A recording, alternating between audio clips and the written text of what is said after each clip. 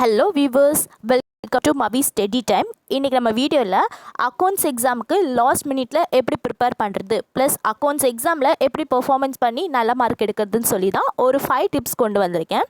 So இது வந்து உங்களுக்கு லாஸ்ட் மினிட்ல ரொம்பவே ஹெல்ப் பண்ணும். இந்த டிப்ஸை நீங்கள் எப்போ ஃபாலோ பண்ணணும் அப்படின்னு பார்த்தீங்கன்னா, இப்போ அக்கௌண்ட்ஸ் எக்ஸாமுக்கு ஒரு 3 டேஸ் ஸ்டடி ஹாலிடேஸ் விட்டுருக்காங்க, 2 டேஸ் ஸ்டடி ஹாலிடேஸ் விட்டுருக்காங்க. அப்படிங்கிற அந்த டைமில் இந்த டிப்ஸை நீங்கள் ஃபாலோ பண்ணிங்கன்னா நீங்கள் ஒரு ஆவரேஜ் ஸ்டூடெண்ட்டாக இருக்கிறப்போ கண்டிப்பாக உங்களால் நல்ல மார்க்ஸ் எடுக்க முடியும். ப்ளஸ் நீங்கள் ஒரு டாப்பராகவே இருக்கீங்கன்னாலும் உங்களால் சென்டமும் எடுக்க முடியும். ஸோ இதில் ஃபிஃப்த்து டிப் தான் ரொம்ப இம்பார்ட்டண்டான டிப். ஸோ வீடியோவை ஸ்கிப் பண்ணாமல் லாஸ்ட் வரையும் பாருங்கள். வாங்க வீடியோக்குள்ளே போகலாம். Tip number 1, syllabus map. Syllabus மேப்புங்கிறது ஒன்றுமே கிடையாதுங்க, ஒரு மைண்ட் மேப் போடுறது. அதாவது இப்போ நமக்கு 3 நாள் லீவ் இருக்குது அப்படின்னா அந்த 3 நாளில் நம்ம எப்படி படிக்கிறதுன்னு சொல்லி, எந்த டே என்ன படிக்கிறதுன்னு சொல்லி ஒரு பிளான் பண்ணி வைக்கிறது. நீங்கள் இப்படி பிளான் பண்ணி படிக்கிறப்போ கண்டிப்பாக உங்களால் எல்லாமே கவர் பண்ண முடியும். நீங்கள் ஒரு பிளானிங்கே இல்லாமல் போயிட்டுருக்கிறப்போ கண்டிப்பாக நம்ம ஏதோ ஒன்று மிஸ் பண்ணிடுவோம். ஏதோ ஒரு சம் நம்ம பார்க்கணும்னு நினச்சிட்டு இருப்போம், கடைசி வரையும் அதை பார்த்துருக்க மாட்டோம். ஸோ ஃபஸ்ட்டே நீங்கள் படிக்க ஸ்டார்ட் பண்ணுறதுக்கு முன்னாடியே ஒரு பிளான் பண்ணிக்கோங்க. நான் வந்து எப்படி ஒரு சிலபஸ் மேப் கொடுத்துருக்கேன்னு பார்த்தீங்கன்னா, ஃபஸ்ட்டு சம்ஸ், அதுக்கப்புறம் தியரிஸ், அதுக்கப்புறம் 1 மார்க்ஸ். இந்த ஃபார்மேட்டில் நீங்கள் படிக்கிறப்போ கண்டிப்பாக நீங்கள் வந்து ஃபுல்லாக கவர் பண்ணலாம், ப்ளஸ் நல்ல மார்க்ஸையும் ஸ்கோர் பண்ணலாம். ஏன்னு பார்த்தீங்கன்னா, நீங்கள் எந்த அக்கௌண்ட்ஸ் பேப்பரை எடுத்துக்கிட்டாலும் உங்களுக்கு சம்ஸ் தான் வந்து ஒரு 80% வந்து கேட்டிருப்பாங்க. பேலன்ஸ் 20% தான் தியரிஸ்க்கு வந்து இது பண்ணியிருப்பாங்க. ஸோ சம்ஸை வந்து நம்ம கான்சன்ட்ரேட் பண்ணுறது தான் பெஸ்ட்டு. சம்ஸை கான்சன்ட்ரேட் பண்ணுறப்போ எப்படி பண்ணலான்னு பார்த்தீங்கன்னா, இப்போ ஒரு 3 டேஸ் நமக்கு லீவ் இருக்குது அப்படின்னா 2 டேஸை வந்து நீங்கள் சம்ஸுக்காக ஸ்பெண்ட் பண்ணுங்கள். பேலன்ஸ் இருக்க அந்த 1 டேயில் ஆஃப் டே வந்து தியரிஸ்க்கு ஸ்பெண்ட் பண்ணுங்கள். அதுக்கப்புறம் ஒரு ஆஃப் டே வந்து நீங்கள் வந்து 1 மார்க்ஸ்க்கு ஸ்பெண்ட் பண்ணுங்கள். இல்லை எனக்கு 2 டேஸ் தான் லீவ் இருக்குது அப்படின்னா 1 டே ஃபுல்லாக நீங்கள் சம்ஸ்க்கு ஸ்பெண்ட் பண்ணிக்கோங்க. ஆஃப் டே வந்து தியரிஸும் அண்ட் ஆஃப் டே வந்து 1 மார்க்ஸ்க்கும் நீங்கள் ஸ்பெண்ட் பண்ணலாம். இப்படி நீங்கள் படிக்கிறப்போ நம்ம சம்ஸ் வந்து அந்த 80% வந்து கவர் பண்ணிடலாம். தியரிஸும் நம்மளால் ஈஸியாக கவர் பண்ண முடியும், 1 மார்க்ஸும் ஈஸியாக கவர் பண்ண முடியும். தியரிஸும் 1 மார்க்ஸும் நீங்கள் எக்ஸாமுக்கு முன்னாடி நாள் படிங்க. ஏன்னா அப்போ தான் உங்களுக்கு நல்லாவே மைண்டில் நிற்கும். இப்போது எக்ஸாமுக்கு முன்னாடி நாள் வந்து பார்த்தீங்கன்னா காலையில் தியரிஸ் முடிச்சிடுங்க. காலையிலேருந்து ஒரு லஞ்ச் வரையும் நீங்கள் தியரிஸ் படிச்சிடுங்க. அதுக்கப்புறம் ஒரு சின்ன பிரேக் எடுத்துகிட்டு நீங்கள் 1 மார்க்ஸ் படிங்க. ஈவினிங் 1 மார்க்ஸ் படிக்கிறப்போ உங்களுக்கு நல்லாவே ஞாபகத்தில் இருக்கும். Tip number 2, focus on understanding not memorizing. இது வந்து ரொம்ப இம்பார்ட்டண்டான ஒரு டிப். ஏன்னா நீங்கள் ஒரு விஷயத்தை புரிஞ்சு படிக்கிறப்ப மட்டும்தான் அது உங்களுக்கு நல்லா ஞாபகத்தில் இருக்கும். நீங்கள் மக்கப் பண்ணிட்டு போனீங்கன்னா எக்ஸாம் ஹாலுக்கு முன்னாடி வரைக்கும் உங்களுக்கு ஞாபகம் இருக்கும். அப்புறம் அந்த எக்ஸாம் ஹால் போனதுக்கப்புறம் சில பேர்த்துக்கு அந்த எக்ஸாம் டென்ஷன் ஆரம்பிச்சிடும். அந்த மாதிரி இருக்கவங்களுக்கு வந்து அப்போவே மறந்துடும். ஸோ எதாக இருந்தாலும் புரிஞ்சு படிங்க. நீங்கள் இப்போ சம்ஸ் வந்து நீங்கள் படிக்கிறீங்க அப்படின்னா சம்ஸை வந்து நீங்கள் வந்து புரிஞ்சுக்கோங்க. இந்த சம் வந்து இப்போ நம்மளோட பிஸ்னஸ், இதுக்கு நம்ம எப்படி ஜேர்னல் போடுவோம், இதுக்கு நம்ம எப்படி லெட்ஜர் போடுவோம் அப்படின்னு சொல்லி நீங்கள் புரிஞ்சு படிங்க. அதே மாதிரி தான் தியரிஸும் நீங்கள் வந்து என்ன படிக்க போகிறீங்க அப்படிங்கிறத ஃபஸ்ட்டே ஒரு ரீட் பண்ணுங்கள். ரீட் பண்ணுறப்பவே உங்களுக்கு புரியும், ஓகே இதுதான் இந்த கான்செப்ட். ஏன்னா நீங்கள் சம்ஸை படிச்சுட்டு தியரிஸ்க்கு வரப்போ உங்களுக்கு தியரிஸ் இன்னுமே ஈஸியாக இருக்கும். நீங்கள் சம்ஸில் போட்ட அந்த ஃபார்மேட் தான் அங்கே தியரிஸாக கொடுத்துருப்பாங்க. ஸோ இந்த ஃபார்மேட் தானே ஓகே அப்படின்னு சொல்லிட்டு உங்களுக்கு நல்லாவே புரியும். அதனால தான் ஃபஸ்ட்டு சம்ஸை படிச்சுட்டு தியரி படிக்க சொல்கிறேன். அதுக்கப்புறம் 1 மார்க் வந்து பார்த்தீங்கன்னா 1 மார்க்ஸ் வந்து பார்த்தீங்கன்னா உங்களுக்கு நான் என்ன சொல்கிறேன்னா, கண்டிப்பாக எக்ஸாமில் வந்து புக் இன் 1 மார்க்ஸும் கேட்பாங்க. புக் பேக் மட்டுமே கேட்க மாட்டாங்க, புக் இன்னும் கேட்குறதுக்கு வாய்ப்பு இருக்குது. ஸோ அதுக்கு வந்து நான் உங்களுக்கு ஒரு டிப் சொல்கிறேன் எப்படி படிக்கிறதுன்ட்டு. ஃபஸ்ட்டு நீங்கள் புக் பேக்கில் இருக்க 1 மார்க்ஸ் எல்லாமே படிச்சிருங்க. புக் பேக்கில் இருக்க 1 மார்க்ஸ் வந்து 1 டைமுக்கு 2 டைம் நல்லாவே படிச்சிருங்க. நல்லா படித்து ரிவைஸ் பண்ணிடுங்க.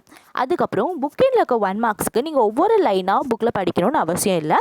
இந்த கைடெல்லாம் யூஸ் பண்ணுறீங்க பார்த்தீங்களா, அந்த கைடில் எல்லாம் வந்து அடிஷ்னல் 1 மார்க்ஸ்ன்னு சொல்லிட்டு பின்னாடி நிறைய 1 மார்க்ஸ் கொடுத்துருப்பாங்க. ஒவ்வொரு யூனிட்டுக்கும் அந்த மாதிரி கொடுத்துருப்பாங்க. ஸோ அதை ஜஸ்ட் நீங்கள் வந்து ரீட் பண்ணுங்கள். ரீட் பண்ணாலே போதும், உங்களுக்கு வந்து நல்லாவே ஞாபகம் இருக்கும். ஏன்னா நம்ம லாஸ்ட் டைமில் தானே 1 மார்க் படிக்கிறோம். ஸோ நீங்கள் வந்து புக் பேக்கு படிக்கிற அளவுக்கு நீங்கள் 2-3 வாட்டி படிக்கணும்னு இல்லை, அது வந்து ஒரு வாட்டி அப்படியே ரிவைஸ் பண்ணிங்க. ஏன்னா அங்கே நிறைய கொடுத்துருப்பாங்க. நீங்கள் அது எல்லாமே கவர் பண்ணுறப்பவே உங்களுக்கு ஒவ்வொரு யூனிட்டில் இருக்க புக்கின்ல இருக்க 1 மார்க்ஸும் கவர் ஆகிடும். இப்போ எக்ஸாமில் ஒரு 14 1 மார்க்ஸ் கேட்குறாங்கன்னா கண்டிப்பாக ஒரு 4 1 மார்க்ஸாவது புக்கின்லேருந்து கேட்பாங்க. ஸோ இது வந்து சென்டம் எடுக்க நினைக்கிற ஸ்டூடெண்ட்ஸ்க்கு எல்லாத்துக்குமே ரொம்ப ஈஸியாக இருக்கும். ஏன்னா அந்த புக்கின்ல நம்ம கவர் பண்ணுறப்ப தான் நம்மளால் சென்டம் எடுக்க முடியும். ஸோ 1 மார்க் வந்து புக்கினும் ஃபோக்கஸ் பண்ணி படிங்க. Next tip number 3, formula and format framework. இது வந்து எதுக்காக இந்த டிப் அப்படின்னு பார்த்தீங்கன்னா, உங்களுக்கு ஈஸியாக ஞாபகத்தில் இருக்கிறதுக்காக. இப்போது உங்களுக்கு ஏதாவது இப்போது வந்து பார்த்தீங்கன்னா, இப்போ 11th ஸ்டாண்டர்ட் அக்கௌண்ட்ஸ்லாம் பார்த்தீங்கன்னா கொஞ்சம் தான் ஃபார்முலாஸ் இருக்குது, மீதி எல்லாமே ஃபார்மேட் தான். பட் 12th ஸ்டாண்டர்ட் அக்கௌண்ட்ஸில் வந்து பார்த்தீங்கன்னா நிறைய வந்து நமக்கு என்ன தான் இருக்குது, ஃபார்முலாஸ் தான் இருக்குது. இப்போது 11th ஸ்டாண்டர்ட் அக்கௌண்ட்ஸில் வந்து பார்த்துட்டிங்கன்னா ஃபஸ்ட்டு நம்ம யூனிட்டில் இருக்க ஃபஸ்ட் யூனிட் 2 யூனிட் நமக்கு வந்து தியரிஸாக இருக்கும். 3rd யூனிட்லேருந்து தான் சம்ஸ் ஆரம்பிக்கும். அதில் அந்த ஃபஸ்ட்டு அந்த ஈக்குவேஷன் போடுவோம் பார்த்தீங்களா, அது மட்டும் தான் இந்த மாதிரி ஃபார்முலாஸ் கொடுத்துருப்பாங்க. ஸோ நீங்கள் எந்தெந்த யூனிட்டில் நீங்கள் படிக்கிறீங்களோ அந்த யூனிட்டுக்கு முன்னாடியே ஒரு A4 ஷீட் எடுத்து அந்த யூனிட்டில் என்னென்ன ஃபார்முலாஸ் இருக்குதுன்னு சொல்லி நீங்கள் படிக்கிறப்பவே சைடில் அதை எழுதிக்கோங்க. அதே மாதிரி இப்போ அந்த யூனிட்டில் வந்து ஃபார்மேட் இருக்குது, இப்போ புதுசாக ஜேர்னல் ஃபார்மேட் இருக்குது, லெஜர் ஃபார்மேட் இருக்குது அப்படின்னா அந்த ஃபார்மேட் மட்டும் எழுதிக்கோங்க. இங்கே பாருங்கள், இந்த டேட் வரும், பர்டிகுலர்ஸ் வரும், LF போடணும், அமௌண்ட்டில் வந்து டெபிட் ருபீஸ் போடணும், கிரெடிட் ருபீஸ் போடணும்னு சொல்லிட்டு அந்த ஃபார்மேட்டை மட்டும் நீங்கள் முன்னாடி சின்னதாக ட்ராப் பண்ணி வச்சுக்கோங்க. வச்சுட்டு இப்போ ஃபஸ்ட் யூனிட்டுக்கு நம்ம பண்ணிட்டோம் அப்படின்னா அந்த ஃபஸ்ட் யூனிட்டுக்கு முன்னாடி ஸ்டிக் பண்ணி வச்சுக்கோங்க. இப்படி வைக்கிறப்போ நீங்கள் லாஸ்ட் டைம் ரிவைஸ் பண்ணுவீங்க பார்த்தீங்களா, அப்போ வந்து ரொம்ப ஈஸியாக இருக்கும். நீங்கள் எக்ஸாம் ஹாலுக்கு போகிறதுக்கு முன்னாடி அந்த ரிவைஸ் பண்ணுறப்ப கூட நீங்கள் எக்ஸாம் ஹாலுக்கு போகிறதுக்கு முன்னாடி நீங்கள் ரிவைஸ் பண்ணுறப்போ இந்த ஃபார்முலாஸை மட்டும் பார்த்தா போதும், சம்ஸ் பார்க்கணும்னு அவசியம் இல்லை. ஒரு டைம் ஓகே இந்த ஃபார்முலாக்கு இது இப்படி வருமா, இந்த ஃபார்மேட் இப்படி வருமானு சொல்லிட்டு நீங்கள் வந்து பண்ணுறப்போ ரொம்ப ஈஸியாக இருக்கும். இது நீங்கள் வந்து இப்படி எழுதி வைக்காமல் இருக்கிறப்போ நீங்கள் புக்கை திருப்புறதுக்கே அந்த 2 days போயிடும். ஸோ இந்த மாதிரி முன்னாடியே எழுதி ஸ்டிக் பண்ணி வச்சுக்கோங்க. எவ்வளோ ஃபார்முலாஸ் இருந்தாலும் சரி எல்லாத்தையும் தனியாக எழுதி வைங்க. அதே மாதிரி ஃபார்மேட்டையும் தனியாக எடுத்து எழுதி வச்சு அந்தந்த யூனிட்டுக்கு முன்னாடி ஸ்டிக் பண்ணி வச்சுக்கோங்க. Next tip number 4, time management. இது வந்து நம்ம எங்கே யூஸ் பண்ணுறோம் அப்படின்னு பார்த்தீங்கன்னா, எக்ஸாம் டைம் படிக்கிறோம் பார்த்தீங்களா, அப்போவும் யூஸ் பண்ணுவோம். ப்ளஸ் நம்ம எக்ஸாம் அப்போவுமே டைம் மேனேஜ்மெண்ட் ரொம்ப இம்பார்ட்டன்ட். ஏன்னா நிறைய குழந்தைங்கிட்ட வந்து நம்ம கேட்டால், ஏன் நீ வந்து இந்த 2 மார்க்ஸ் அட்டன் பண்ணல, இந்த 5 மார்க்ஸ் அட்டன் பண்ணலன்னு கேட்டால், எனக்கு டைம் இல்லை, டைம் முடிஞ்சிச்சு, நான் லாஸ்ட் மினிட் வரையும் எழுதிட்டு இருந்தேன் அப்படின்னு சொல்லுவாங்க. ஸோ அப்படி டைம் இல்லாமல் நீங்கள் எந்த கொஷின்ஸும் விட்டுட்டு வரவே கூடாது. அதுக்காக தான் ஒரு டைம் மேனேஜ்மெண்ட் நம்ம ஃபாலோ பண்ணணும். இப்போ நம்ம எப்படி படிக்கிறப்போ 3 நாளைக்கு நம்ம ஷெட்யூல் போட்டோம், 2 நாள் லீவ்னா 2 நாளைக்கு ஷெட்யூல் போட்டோம் பார்த்தீங்களா, அதே மாதிரி எக்ஸாம்லேயும் நீங்கள் வந்து இந்த மாதிரி டைம் மேனேஜ்மெண்ட் வச்சுக்கணும். ஃபஸ்ட்டு நீங்கள் போனோடனே 1 மார்க்ஸ் இருக்குன்னா 1 மார்க்ஸ் ஃபுல்லாக எழுதிங்க. எனக்கு வந்து ஒரு 2 1 மார்க் தெரியல, இது எனக்கு நல்லா படிச்சமா இருக்கான ஞாபகம் இல்லை அப்படின்னா அதை அப்படியே விட்டுட்டு அதுக்கு ஸ்பேஸ் விட்டுட்டு அடுத்தது போங்க. அடுத்து 2 மார்க் இருக்கா, 5 மார்க் இருக்கா, அதுக்கு போங்க. அதே மாதிரி நீங்கள் சம்ஸை சூஸ் பண்ணுறப்போ இப்போ 2 மார்க் இருக்குதுன்னு வச்சுக்கோங்களேன், உங்களுக்கு சம்ஸும் கொடுத்துருப்பாங்க ப்ளஸ் தியரிஸும் கொடுத்துருப்பாங்க. அப்போது நீங்கள் மோஸ்ட் ஆஃப் இதில் நீங்கள் சம்ஸை சூஸ் பண்ணுறப்போ உங்களுக்கு நல்லாவே டைம் சேவ் ஆகும். அதுவும் சம்ஸ் வந்து நீங்கள் எப்படி நீங்கள் சூஸ் பண்ணணும்னு பார்த்துட்டிங்கன்னா, ஈஸியான சம்ஸ் இருக்கும், பெரிய சம்ஸும் இருக்கும், அதுக்கும் ஒரு 2 மார்க் தான் கொடுத்துருப்பாங்க. அதே மாதிரி ஒன்லைனில் ஒரு ஃபார்முலா போட்டு முடிக்கிற மாதிரி ஒரு சம்மும் இருக்கும், அதுக்கும் 2 மார்க் தான் கொடுத்துருப்பாங்க. ஸோ அந்த மாதிரி சம்ஸை நீங்கள் சூஸ் பண்ணிங்கன்னா உங்களுக்கு டைம் நல்லாவே சேவ் ஆகும். இந்த ஃபார்முலா சம்ஸ் எல்லாம் நீங்கள் சூஸ் பண்ணுறப்போ நீங்கள் ஈஸியாக அடுத்தடுத்த சம்முக்கு போய்கிட்டே இருக்கலாம். இப்போ பெரிய பெரிய ஃபார்மேட் சம்ஸ் நீங்கள் சூஸ் பண்ணுறப்போ உங்களுக்கு வந்துட்டு டைம் வந்து நிறையவே இருக்கும். ஏன்னா அந்த ஃபார்மேட் போட்டு ஒவ்வொன்றா ஆட் பண்ணி நம்ம கால்குலேட் பண்ணி போடுறப்போ ரொம்பவே டைம் இருக்கும். ஸோ அந்த மாதிரி சம்ஸை நீங்கள் சூஸ் பண்ணி போடுங்க. அதுக்கப்புறம் எனக்கு சம்ஸ் எதுவுமே தெரியாது, நான் தியரி அட்டன் பண்ணாதான் இதை நான் வந்து கம்ப்ளீட் பண்ண முடியும்னு இருக்கிற பட்சத்துக்கு தியரி போங்க. இல்லை எனக்கு வந்து சம்ஸ் எல்லாமே தெரியும், இப்போ 2 மார்க்ஸ் இப்போ 5 மார்க்ஸ் இருக்குதுன்னு வச்சுக்கோங்களேன், 5 மார்க்ஸில் வந்துட்டு ஒரு 5 சம்ஸ் உங்களை அட்டன் பண்ண சொல்லியிருக்காங்க, 5 கொஷின்ஸ் அட்டன் பண்ண சொல்லியிருக்காங்க. அதில் எனக்கு 4 கொஷின்ஸ் தெரியும், 5th கொஷினில் எனக்கு சம்ஸ் தெரியாது, தியரி தான் தெரியும் அப்படின்னா மட்டும் தியரிஸ்க்கு போங்க. ஏன்னா நீங்கள் தியரிஸ் எழுதுகிறப்போ கண்டிப்பாக 1 பேஜ் 2 பேஜ் நீங்கள் கவர் பண்ணுற மாதிரி இருக்கும். ஸோ அதுக்கும் டைம் போகும்.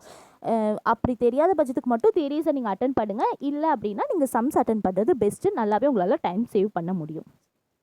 அதுக்கப்புறம் நம்ம வந்து என்னென்ன கொஷின்ஸ் உங்களுக்குலாம் தெரியுதோ அதை மாதிரி எல்லாமே கவர் பண்ணிட்டு வாங்க. எனக்கு சம்மும் தெரியல தியரியும் தெரியலனா ப்ளீஸ் வச்சுட்டு அப்படியே உட்காராதீங்க, அடுத்தடுத்த சம்ஸ்க்கு போயிட்டே இருங்க. கடைசி டைமில் வந்து உங்களுக்கு டைம் இருக்கிறப்போ நீங்கள் அதை வந்து யோசிச்சு எழுதுங்க. ஏன்னா யோசிக்கிறேன்னு சொல்லி அங்கேயே நீங்கள் டைமை வந்து வேஸ்ட் ஆக்கிடுவீங்க. ஸோ அப்படி பண்ணாதீங்க. அதே மாதிரி ரொம்ப ஸ்லோவாக எழுதிக்கிட்டே இருக்காதிங்க, முடிச்சா டக்குன்னு அடுத்தது போங்க. அப்படியே வேடிக்கை பார்த்துட்டு மெதுவாக அப்படியே படுத்துட்டு அப்படிலாம் பண்ணிகிட்டு இருக்காதிங்க. ஒரு சம் முடிச்சிங்கன்னா டக்குன்னு அடுத்ததுக்கு போங்க. எக்ஸாம் முடிச்சுட்டு கூட நீங்கள் வந்து ஃப்ரீயாக உட்காந்துக்கோங்க. அண்ட் இன்னொரு முக்கியமான விஷயம் என்னென்னு பார்த்தீங்கன்னா, எக்ஸாம் முடிச்சிட்டிங்க, நான் ஒரு 10 மினிட்ஸ்க்கு முன்னாடியே எக்ஸாம் முடிச்சிட்டேன், 15 மினிட்ஸ்க்கு முன்னாடியே எக்ஸாம் முடிச்சிட்டேன் அப்படின்னா தயவு செஞ்சு தூங்காதீங்க. ரிவைஸ் அதாவது செக் பண்ணுங்கள், நம்ம எல்லாமே கரெக்டாக பண்ணியிருக்கோமா. நீங்கள் எல்லாமே கரெக்டாக பண்ணியிருக்கீங்களா விட எல்லாமே அட்டன் பண்ணியிருக்கோமான்னு ஃபஸ்ட்டு பாருங்கள். 1 மார்க்ஸ் எல்லாமே அட்டன் பண்ணியிருக்கோமா, 2 மார்க்ஸ் எல்லாம் அட்டன் பண்ணியிருக்கோமா, 5 மார்க்ஸ் எல்லாமே அட்டன் பண்ணியிருக்கோமான்னு சொல்லி எல்லாமே ஒரு கிளான்ஸ் பாருங்கள். ஸோ அப்படியே விட்டுட்டு மார்க் லூஸ் ஆகிறதுக்கும் நிறைய சான்ஸ் இருக்குது. நம்ம லாஸ்ட் மினிட் எல்லாமே முடிச்சிட்டோன்னு நினச்சிட்டு நம்ம பேப்பரை கொடுத்துருவோம். ஆனால் நம்மளோட மிஸ்டேக்ஸ்னால நம்ம ஏதோ ஒன்று விடாமல் ஏதோ ஒன்று விட்டுட்டு வந்திருப்போம். ஸோ அதையும் நீங்கள் மெயினாக பார்த்துக்கோங்க. நெக்ஸ்ட் டிப் நம்பர் 5, இதுதான் ரொம்ப முக்கியமான டிப். கான்ஃபிடென்ட். உங்கள் மேலே நீங்கள் கான்ஃபிடென்ட்டாக இருங்க. ஐயோ நம்ம படிக்காது வந்துருமோ அப்படின்னு நினச்சிட்டு போகாதீங்க. என்னன்னா நம்ம படித்தது தான் வரப்போகுது. ஸோ அப்படின்னு சொல்லிட்டு நீங்கள் வந்து நல்லா கான்ஃபிடென்ட்டாக போங்க. நிறைய ஸ்டூடெண்ட்ஸ்க்கு வந்து பப்ளிக் எக்ஸாம் அப்போ அவங்க ஸ்கூல் இல்லாமல் வேறு ஸ்கூல் வந்து சென்டராக போட்டிருப்பாங்க. அந்த மாதிரி இருக்க ஸ்டூடெண்ட்ஸ்க்கு கண்டிப்பாக பயம் இருக்கும். நம்ம ஸ்கூலாக இருந்தால் கூட தெரியாது. மற்ற ஸ்கூல்ஸ் போகிறப்போ என்னடா இவங்க புது புது ஃபேஸஸாக இருக்கே அப்படின்னு சொல்லி பயப்படுவோம். ஸோ எதுக்கும் பயப்படாதீங்க. பிளேஸ் தான் வேறு, நீங்கள் படித்தது தான் வரப்போகுது. கொஷின் பேப்பர் எல்லாத்துக்கும் சேம் தான். ஸோ நீங்கள் பயப்படாமல் கான்ஃபிடென்ட்டாக போங்க. எக்ஸாம் ஹாலுக்கு போகிறதுக்கு முன்னாடியே தண்ணி குடிச்சிட்டு ரெஸ்ட் ரூம் போயிட்டு வந்துட்டு எக்ஸாம் ஹால்குள்ளே போங்க. எக்ஸாம் இப்போ 9 o'clock ஸ்டார்ட் ஆகுதுன்னா 9 o'clock வரையுமே நீங்கள் படிச்சுட்டு இருக்காதீங்க. படிச்சுட்ருக்க ரிவைஸ் பண்ணிகிட்ருக்கேன்னு சொல்லிட்டு இருக்காதீங்க. ஒரு 8:45கே நீங்கள் முடிச்சுட்டு அந்த 15 minutesல நீங்கள் தண்ணி குடிச்சிட்டு ரெஸ்ட் ரூம் போயிட்டு ரிலாக்ஸாக உங்களோட ரூம் நம்பரை தேடி போய் உட்காருங்க. நீங்கள் வந்து கடைசி நிமிஷம் வரையும் படிச்சுட்டு இருந்தாலும் லாஸ்ட் டைம் நம்ம என்ன பண்ணுவோம், ரூம் நம்பர் என்னன்னே நமக்கு தெரியாது. வேறு ஸ்கூல் போகிறவங்களுக்கு எந்த ரூம்னே நமக்கு தெரியாது. ஸோ லாஸ்ட் டைமில் நம்ம தேடிட்டு இருப்போம். இதனால் நமக்கு அங்கே எக்ஸாமில் நமக்கு டைம் வந்து பத்தாமல் போகும். ஸோ ஒரு 15 minutesக்கு முன்னாடியே புக் எல்லாமே க்ளோஸ் பண்ணிவிட்டு ரிலாக்ஸாக இருங்க. கண்டிப்பாக நம்ம படித்தது தான் வரப்போகுது. So all the best. நல்லா பண்ணுங்கள், நல்ல மார்க்ஸ் ஸ்கோர் பண்ணுங்கள். இந்த டிப்ஸ் உங்களுக்கு ரொம்ப யூஸ்ஃபுல்லாக இருக்கும்னு நினைக்கிறேன். யூஸ்ஃபுல்லாக இருந்தால் உங்கள் ஃப்ரெண்ட்ஸ்க்கும் ஷேர் பண்ணுங்கள். தேங்க்யூ.